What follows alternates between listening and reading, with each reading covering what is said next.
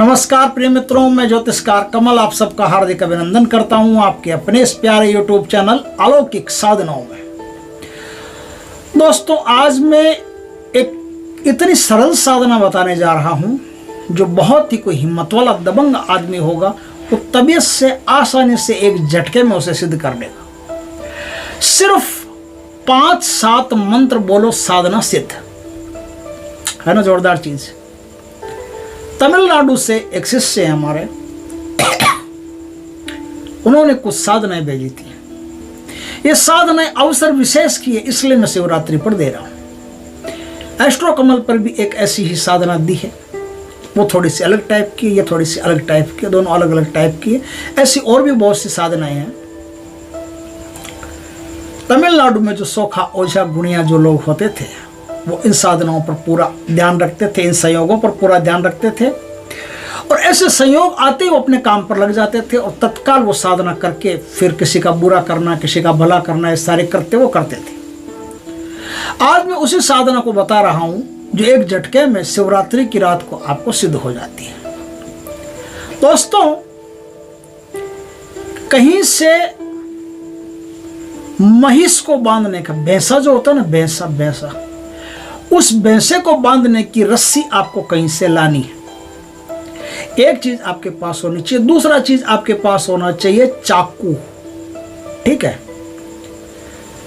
South की एक मिठाई होती है पोंगल, दक्षिण भारत की, उसकी कोई जरूरत नहीं। 2 बूंदी के लड्डू ले लीजिए। 2 बूंदी के लड्डू लेकर के वो अपने साथ में ले जाइए, एक दोने में रख दीजिए। आपको महाशिवरात्रि की रात एक ऐसे पेड़ की तलाश पहले से करके रखनी है।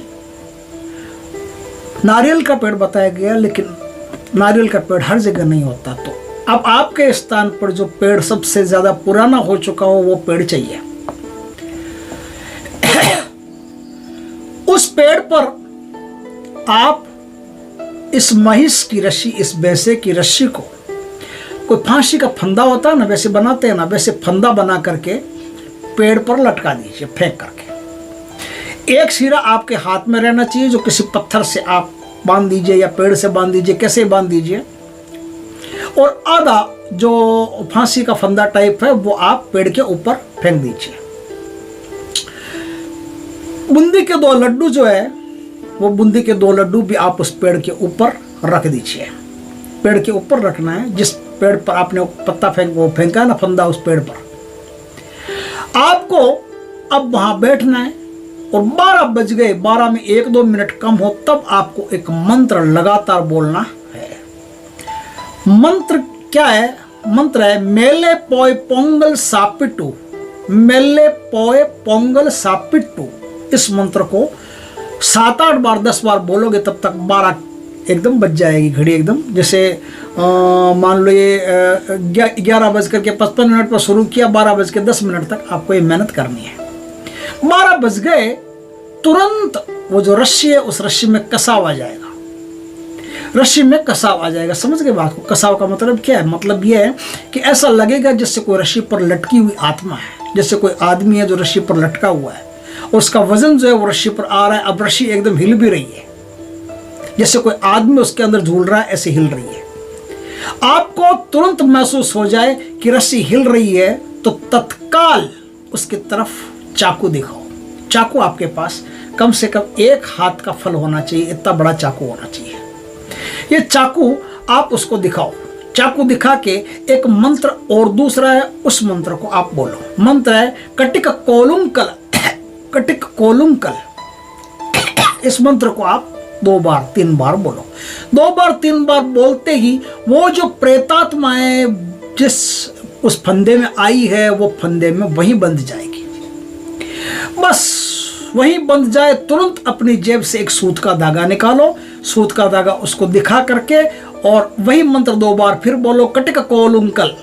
मंत्र बोल दिया, मंत्र बोलने के साथ ही वो धागा अपने बाएं पैर में बांध लो। बस अब प्रोग्राम शुरू।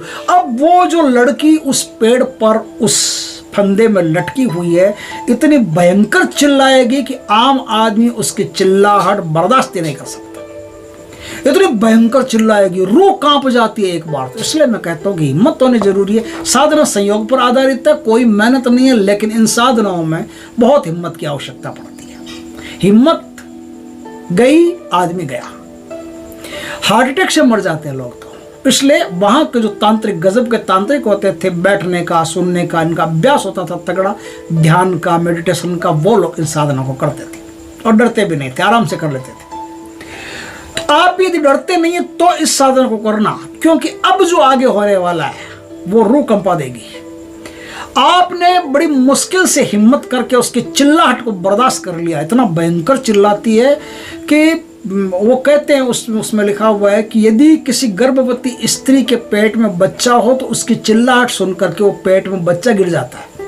इतनी भयंकर चिल्लाती है। उस चिल्लाहट को बर्दाश्त कर लिया आपने, तो अब आपके पास भयंकर वो धमकियां देगी और आपके बच्चों को मार देना, भाई को मार देना, बीवी को मार देना, ये सब की सारी बातें करेगी वो लंबी चौड़ी।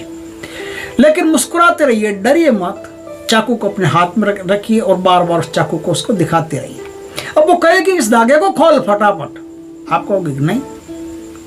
जब तक वो एक शालीन लय में बोलना शुरू नहीं करे, ढंग से बोलना शुरू नहीं करे, तब तक धागा नहीं खुलेगा। धागा खोल दिया, उसके पहले धागा खोल दिया तो उस साधक की मौत निश्चित है। धागा अब बांध लिया है ना, तो वचन लेकर के ही खोलना है। अब आपने जो धागा बांध लिया है, अब वो कहेगी तुझे चाहिए क्या, ये धागा फटाफट खोल। आप कहोगे कि धागा तो मैं खोल दूंगा, मुझे क्या करना धागे से, लेकिन आपको मुझे वचन देना होगा। बोले क्या वचन चाहिए, तो बोले कि वचन में बंधना होगा। 3 वचन मांगता हूं, 3 वचन दे दो, धागा खोल दूंगा। तो आखिर में वो हार के, एकदम हार के 3 वचन देने के लिए तैयार होगी। देखो, इन साधनों में पहले ही शरीर रक्षा अच्छी तरह से करके कवच चवच लगा करके जाना, नहीं तो आगे मुश्किल हो सकती है। आप पर पत्थर गिर सकते हैं, आग गिर सकती है, बहुत कुछ हो सकता है। इसलिए गिरेगा तो फिर भी, लेकिन फिर भी आपको पता रहेगा कि सब नाटक, और आप डरोगे नहीं। आपके ऊपर भी आग आ जाएगी या कुछ भी हो जाएगा तो आपको लगेगा, आपको पता रहेगा कि सब नाटक है। फिर भी सुरक्षा, अपनी देह रक्षा करके जाना। अब क्या है, आखिर में वो आपको वचन देगी तो आप कहोगे कि वचन, 3 वचन उससे मांगने हैं। 3 वचन सोच समझ करके मांग लीजिए। बदले में वो भी 1-2 बात कहेगी, उसकी भी बात सुननी पड़ेगी। और उसको उसका एक ट्रेडिशनल भोग होता है कि मुझे ये भोग चाहिए, वो भोग उसको आपको देना होता है जब उससे कोई बड़ा काम कराओगे तब। बड़ा काम, अब ये जो शक्ति आई है, ये शक्ति बहुत सारे काम कर सकती है। ये शक्ति अपने आप में इतनी ताकतवर होती है। उस रात की शक्ति, उस रात की जो चुड़ैल होती है, उस रात की शिवरात्रि की, महाशिवरात्रि की जो चुड़ैल होती है, वो महाशक्तिशाली होती है। एक बार तो देवताओं से भी नहीं रुकती। ये धाम वाम वाले जो महाराज होते हैं, एक बार उसको कोई नहीं रोक सकता, और न किसी के पकड़ में आती है। और कोई भी तांत्रिक गुणिया अगर उससे भी कोई भारी लगता है कि कोई भारी है, आ गया तो उसको छोड़ करके निकल जाएगी, वो गया फिर आ जाएगी।